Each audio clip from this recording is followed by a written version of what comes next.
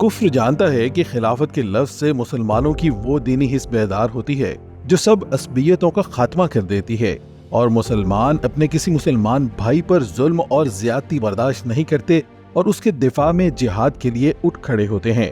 اس لیے کفر خلافت کے تصور کو برداشت نہیں کرتا، وہ اسے ہر صورت مٹانا چاہتا ہے۔ اسی لیے وہ جمہوریت کا سبق پڑھاتا ہے تاکہ مسلمان اللہ کو بھول کر اپنی حکمرانی کی دوڑ میں لگ جائیں۔ روئے زمین پر نظام خلافت کو پھیلانا خلیفہ کا فرض ہے۔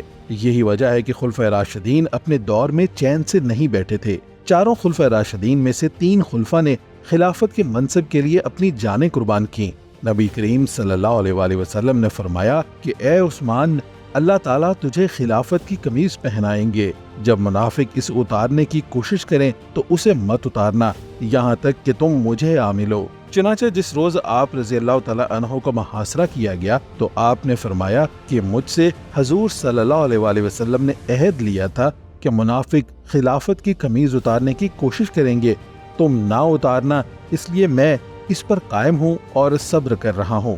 حضرت عثمان رضی اللہ تعالیٰ عنہ کا دور حکومت تاریخ اسلام کا ایک تابناک اور روشن باب ہے۔ ان کے عہد زری میں عظیم الشان فتوحات کی بدولت اسلامی سلطنت کی حدود اطراف عالم تک پھیل گئیں، اور انہوں نے اس دور کی بڑی بڑی حکومتیں روم، فارس، مصر کے بیشتر علاقوں میں پرچم اسلام بلند کرتے ہوئے عہد فاروقی کی عظمت و ہیبت اور رعب و دبدبے کو برقرار رکھا اور باطل نظاموں کو ختم کر کے ایک مضبوط، مستحکم اور عظیم الشان اسلامی مملکت کو استوار کیا۔ حضرت عثمان غنی رضی اللہ تعالیٰ عنہ کا دور خلافت بے مثال اصلاحات اور رفاعی مہمات سے عبارت ہے۔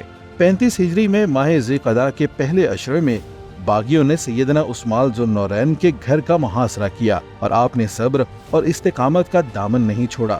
محاصرے کے دوران آپ کا کھانا اور پانی بند کر دیا گیا۔ تقریباً 40 روز بھوکے پیاسے 82 سالہ مظلوم مدینہ سیدنا عثمان رضی اللہ تعالیٰ عنہ کو جمعۃ المبارک 18 ذو الحج کو انتہائی بے دردی کے ساتھ روزے کی حالت میں قرآن پاک کی تلاوت کرتے ہوئے شہید کر دیا گیا۔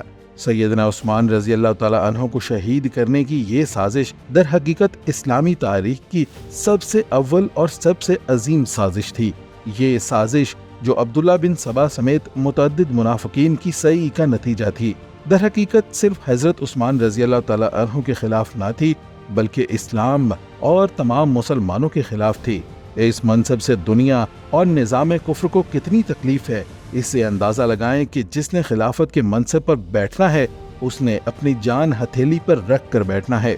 حضرت ڈاکٹر علامہ اقبال رحمۃ اللہ علیہ نے کیا خوب فرمایا، خلافت فقر بتاج و سریر است، زہی دولت کے پایان ناپذیر است، جوان بختا مدا از دست این فقر، کبھی او پادشاہی زود میر است۔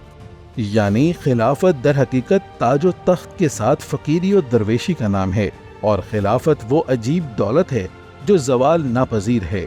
اے جوان بخت، اس فکر در خلافت کو اپنے ہاتھ سے نہ جانے دینا، کیونکہ اس کے بغیر سلطنت اور بادشاہت جلد مر مٹنے والی چیزیں ہیں۔ آج مسلمان صرف اور صرف اسلام اور اہل اسلام کی عظمت، سربلندی، عزت و وقار اور سلامتی و بقا کی خاطر ایک مرکز پر اکٹھے ہو جائیں، آپس میں باہمی تعاون، اتحاد، اتفاق، اخوت، ہمدردی اور مساوات کو فروغ دیں، کیونکہ آج جتنی مسلمانوں کو نظام خلافت کی ضرورت ہے شاید کہ اس سے پہلے کبھی نہ تھی۔